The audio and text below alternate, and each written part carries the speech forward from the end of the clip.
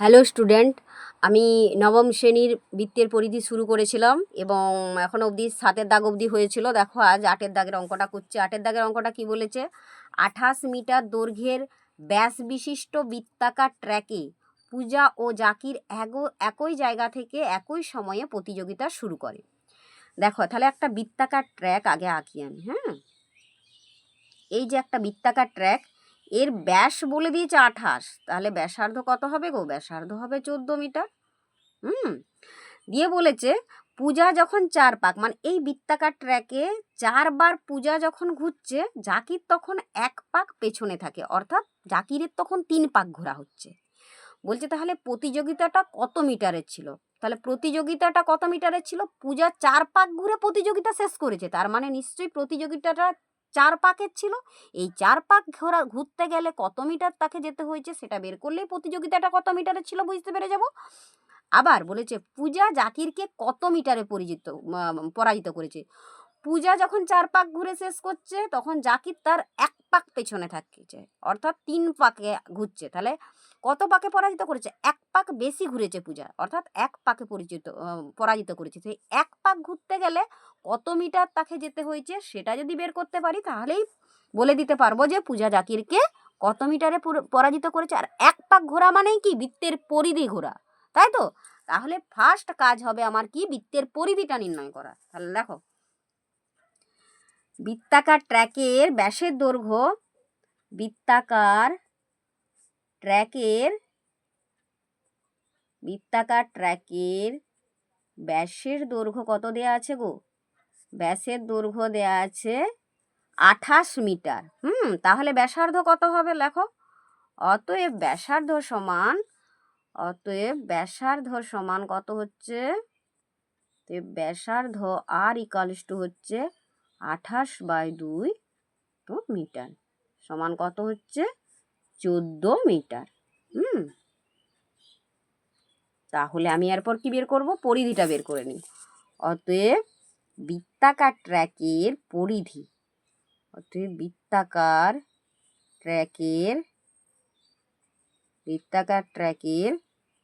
পরিধি কত হচ্ছে দেখি।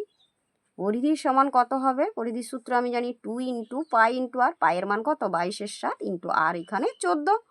তাহলে ক্যালকুলেশন করো, দেখো কত হচ্ছে। কাটাকাটি করলে 7 × 2 = 14, 2 × 2 = 4 আর 22 88 মিটার।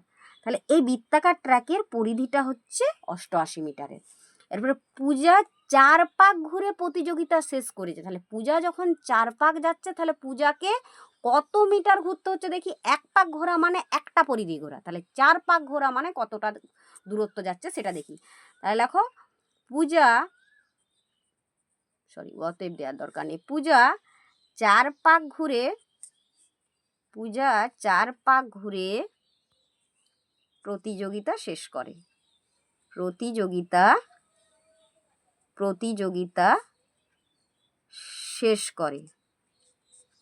অতএব পূজা 4 পাক ঘুরে কতটা দূরত্ব যাচ্ছে সেটা হিসাব করলো। 4 পাক ঘুরলে পূজা 4 পাক ঘুরলে অতিক্রান্ত দূরত্ব পূজা 4 পাক ঘুরলে অতিক্রান্ত দূরত্ব কত হবে? তার অতিক্রান্ত দূরত্ব হবে 4 × 88 এত মিটার, তাই তো? তাহলে সমান কত হবে? 4 × 8 = 32, 2 হাত থাকে 3, 4 × 8 = 32, 33, 34, 35, 352। এরপর আবার অঙ্কটার দিকে যাচ্ছি। দেখো বলেছে পূজা যখন 4 পাক ঘুরে প্রতিযোগিতা শেষ করে, মানে পূজা 4 পাক ঘুরছে তাহলে প্রতিযোগিতা শেষ। তাহলে প্রতিযোগিতাটা কত মিটারের ছিল? 4 পাকের ছিল, অর্থাৎ প্রতিযোগিতাটা ছিল 352 মিটারের। তাহলে লেখো অতএব প্রতিযোগিতাটি ছিল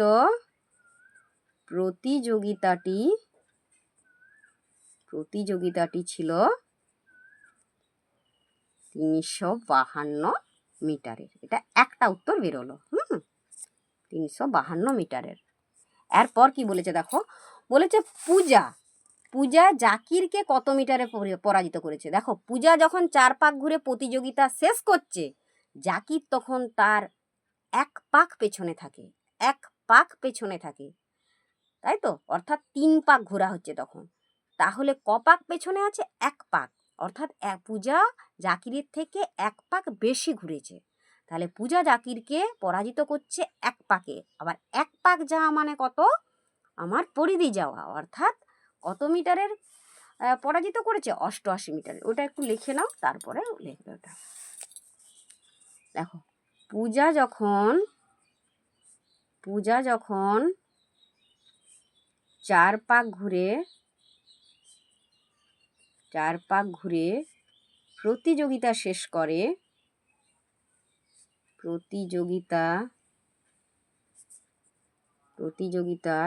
করে জাকির তখন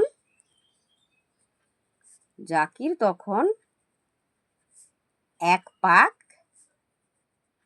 পেছনে থাকে, 1 পাক পিছনে থাকে। তাহলে অতএব পূজা জাকিরকে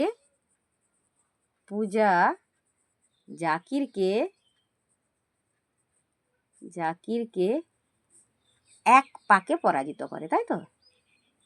1 পাক বেশি ঘুরে পরাজিত করে, তাই তো? বেশি ঘুরে পরাজিত করে, বা 1 পাকে পরাজিত করে লিখে দাও। 1 পাকে পরাজিত করে, 1 পাকে পরাজিত করে। তাহলে 1 পাক ঘোরা মানে কি বলেছি? বৃত্তের পরিধি ঘোরা। অতএব পূজা জাকিরকে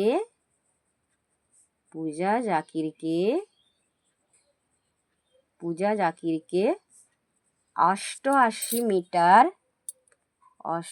মিটারে পরাজিত করেছে। 88 মিটারে পরাজিত করেছে, তাই তো? ঠিক আছে, এইভাবেই তোমরা অঙ্কগুলো করবে। আজকে এখানেই শেষ করছি। আমার ভিডিওগুলো যদি ভালো লেগে থাকে অবশ্যই একটা লাইক করো, কমেন্ট করো এবং আমার চ্যানেলটাকে সাবস্ক্রাইব করো এবং বন্ধুদের সাথে শেয়ার করো। ধন্যবাদ।